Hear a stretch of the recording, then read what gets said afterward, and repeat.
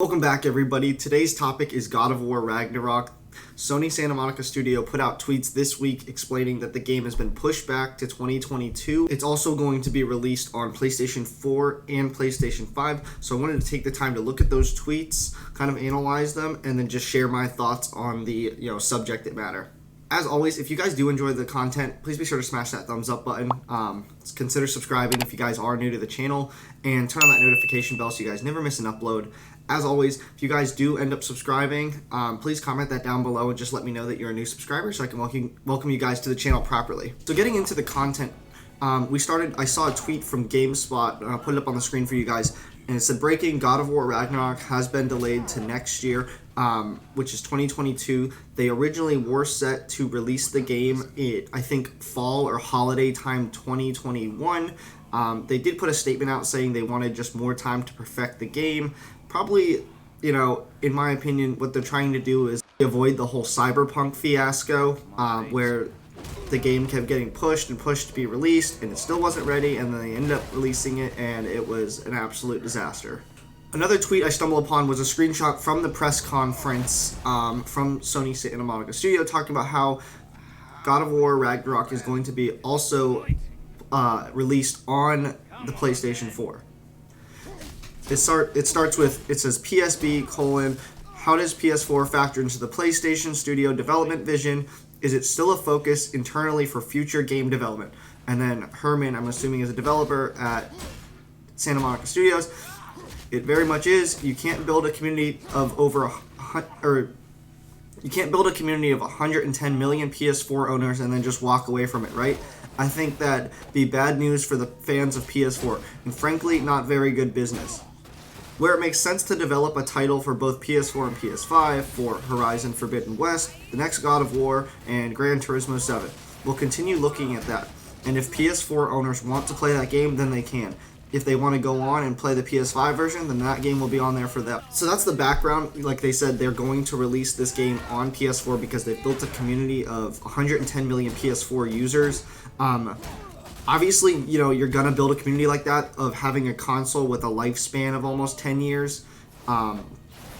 So what concerns me about this is that this being a brand new title, God of War 2018 was a masterpiece on the PS4, and to have an opportunity to fully scale it for just next gen, and I feel like they're going to neglect that to still fit on the PlayStation 4, and it's going to be kind of like what's been happening recently when games came out in 2020, in the summertime, where they added the $10 upgrade or free upgrade to the PS5 version, but it wasn't originally just created for that console, and I feel like, those upgrades are great, but it's still not its full potential.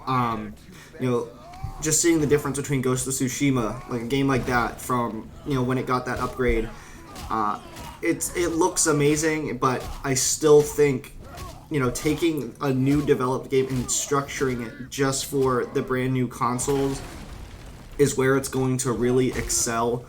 And so when you're still trying to scale it down to a PlayStation 4 file, same thing with Cyberpunk. We watched that game, it was really not meant for those, previous generation consoles. It should have never been released on there. And what if, as time moves on, is every game that comes out now for PlayStation 5, because of the limited supply out there, what they should be doing is supplying more systems so that people can start getting these games for this, like the PlayStation 5. If you have to put a halt on developing games for the new consoles, that's fine. Get new consoles out there so that people can now get those new games for that console. It's not fair to us, who bought that new console, and yet we have to pay $10 more for a game that's, not fully scaled for it. It's a little frustrating to see that. I really think, it sucks for the people who still have the PlayStation 4 and are trying to get their 5. But if Sony, took the time to put more effort into that instead of trying to make two versions of a game, I think it'd be more profitable, just in the sense of that you can serve up brand new titles specifically for the new systems. And by all means, don't take this as I think God of War Ragnarok is going to be a bad game. God of War 2018 was fantastic. I'm sure Ragnarok is going to be fantastic, as the story was just, it needs to continue. There's a lot more to it. But do I think if it's released on PlayStation 4 and then the PlayStation 5, do I think it's going to live up to its full potential? I don't know. It's hard to tell. Those, with new games wanting to come out year after year, those systems that aren't, current gen anymore are just getting older, and they're not going to... You're telling me people are going to put a standard PlayStation 4, if you still have the base model, first edition PlayStation 4, and you're trying to run a game that's built for the new systems, but they're optimizing them for PlayStation 4... I don't know. I don't think it's going to run properly. It's going to sound like a JetBlue plane. It's just... I don't see it working, so... I'll be interested to see what happens. I really think it makes me nervous for even more titles coming out, like Forbidden West and, whatever else is coming to the market soon for the PlayStation, exclusives. So we'll wait and see what happens. Let me know what you guys think down below. If you guys did enjoy the video, please be sure to smash the thumbs up button. Let me know, like I said, let me know what your thoughts are on this. Do you think it's going to hurt the game? Do you think they're not living up to its full potential? Do you think they should work on more supply for the PlayStation 5 instead of trying to pump out brand new titles for both systems? If you guys, like I said, if you guys enjoy the content, please be sure to hit the subscribe button. We always like having new members here. And turn on the notification bell so you guys never miss an upload. As always, my name is Ross, and I'll see you guys next time.